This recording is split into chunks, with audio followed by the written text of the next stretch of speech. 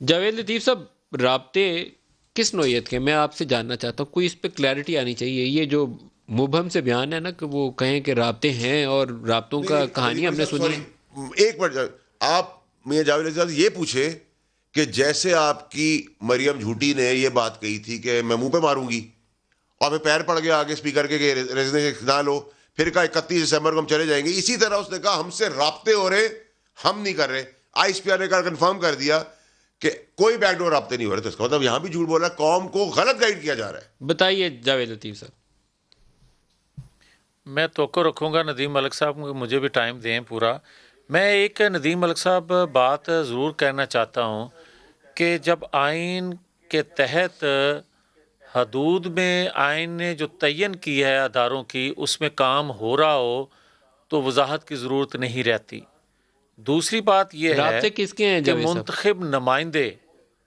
منتخب نمائندے اور آئین کے تحت، آئین کے متحد سرکاری ملازم ایک پیج پر نہیں ہو سکتے. یہ دو چیزیں ہیں.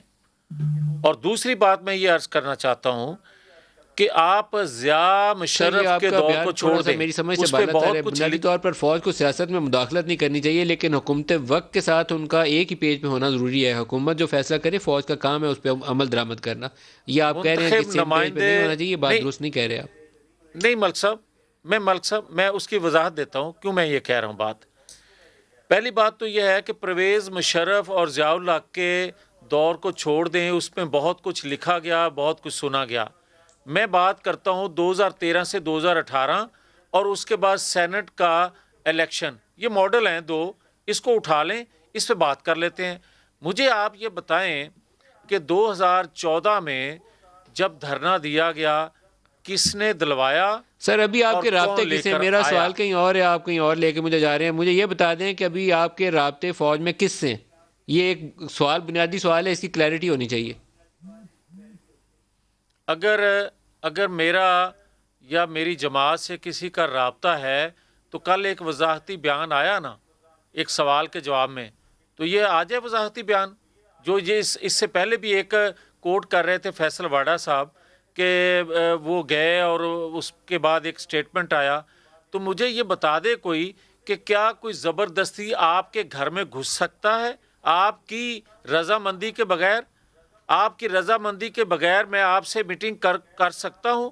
اور دوسرا مجھے یہ بتائیں کہ ان 2.5 سالوں سر میں جاوید لطیف صاحب، میں ملک آپ کے صاحب جواب سے دھرنے اتفاق اب نہیں کیوں کرتا. نہیں آپ ہو رہے؟ سیاسی آدمی ہیں، آپ اپنی پوزیشن کے مطابق جواب دیں گے.